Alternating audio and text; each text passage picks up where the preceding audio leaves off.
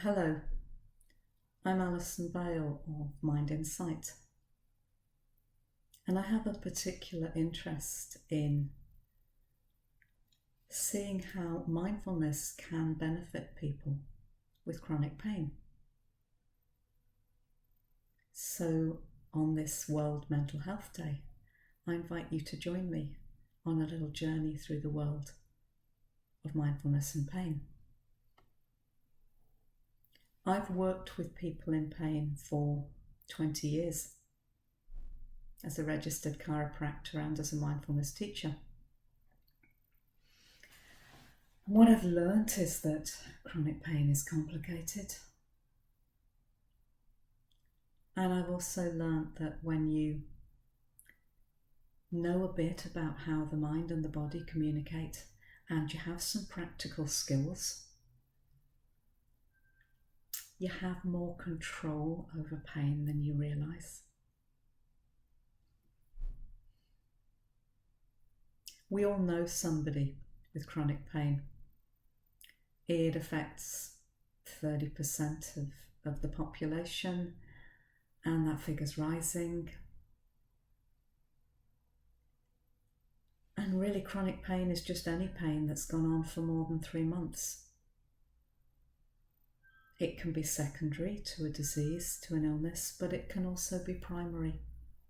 Chronic pain is the diagnosis. And I'd be lying if I said we always fully understand the cause, because we don't. What we can say is pain is protective. And it's a bit like an alarm system, and it's an alarm system that can be too sensitive. Think of it a bit like a car alarm. You know, you want your car alarm to go off when somebody tries to break in. You don't want it going off every time somebody walks past. But that's kind of what's happening with chronic pain. And even when we don't fully understand the triggers, what we can say is that there appears to be a relationship in terms of how sensitive the alarm system is and how your body and your mind communicate.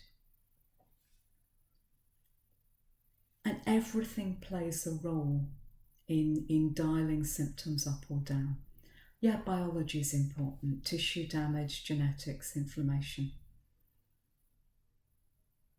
But so is psychology, your thoughts, your feelings, your expectations, the rest of your mental health, any underlying anxiety, depression. Essentially anything that makes your mind disturbed has the power to create symptoms in your body too. And social matters too, your family, your community. There isn't just kind of one package that reflects everyone. So where does mindfulness fit in? Because let's face it, why on earth would you want to be mindful about pain?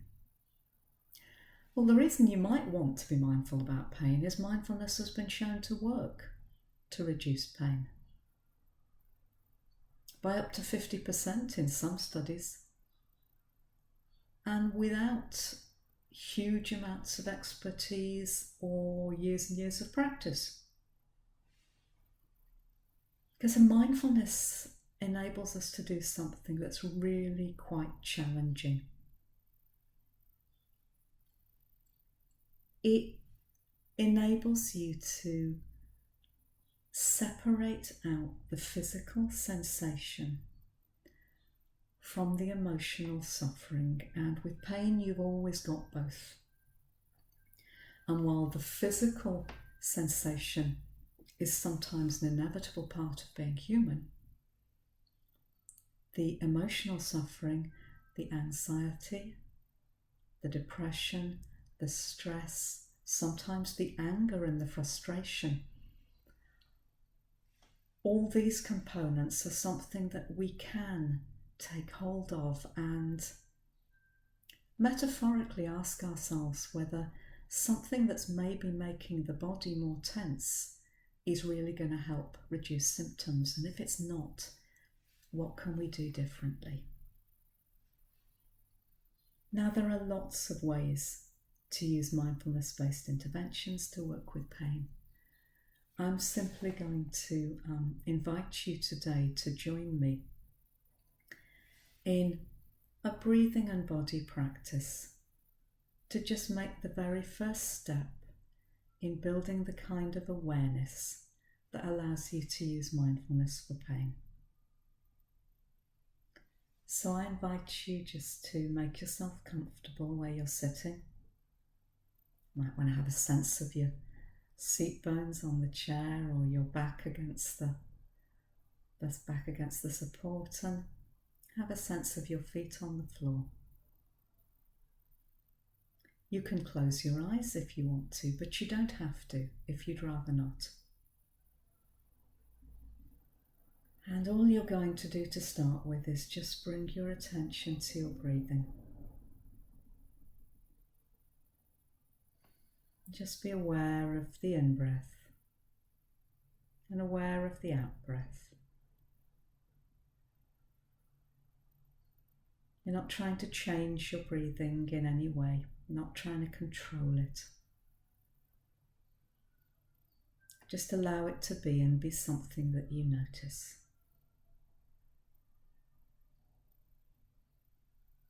As best you can, see if you can follow the passage of your breath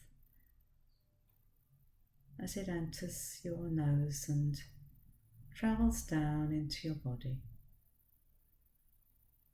And makes its way down and makes its way back out again.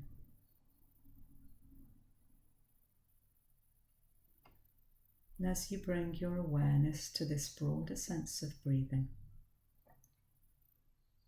just allow your awareness to scan gently through your body.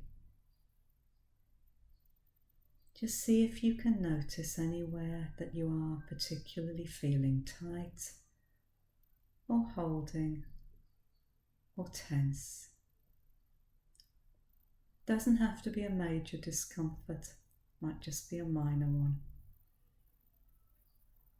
Anywhere you notice, see if you can allow your attention to your breathing to direct your breath into that area of tension and out of it again.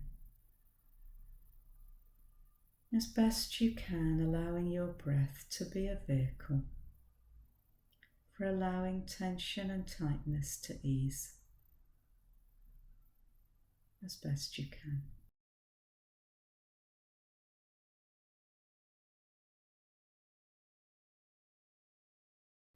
And you can stay with this kind of activity, this exercise, for as long as is comfortable for you. Right now I'm just going to say thank you for joining me on World Mental Health Day, and I wish you ease. Thank you very much.